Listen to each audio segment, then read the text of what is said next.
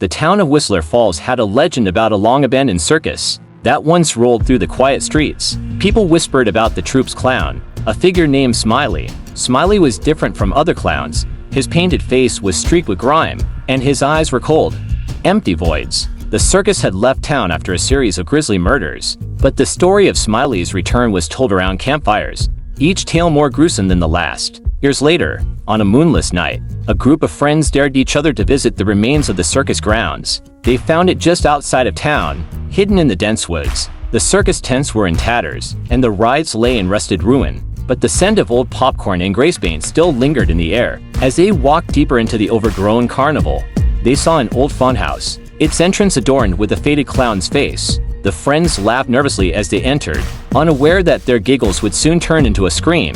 Inside, the funhouse was a maze of warped mirrors and squeaking floors. It seemed harmless at first, until they noticed the bloodstains splattered across the walls. The laughter that echoed through the corridors was harsh, like bones grinding against each other. The group tried to leave, but the exit was gone, replaced by more mirrors that reflected their growing fear. One by one, the friends disappeared, dragged into the darkness by unseen hands. Their screams echoed through the funhouse as Smiley claimed his new victims. The last boy, Mark, stumbled into a small room with a spotlight overhead.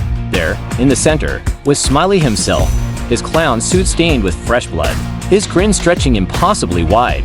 Mark tried to run, but his feet slipped on a pool of blood. Smiley lunged, his fingers like cold steel claws. The last thing Mark saw was the reflection of Smiley's ghastly face in the mirrors surrounding him, the image fracturing into 1,000 grinning clowns, each one covered in the blood of his friends. As the funhouse collapsed into darkness, Smiley's sinister laughter filled the night, echoing through Whistler Falls, reminding everyone that the circus had never truly left.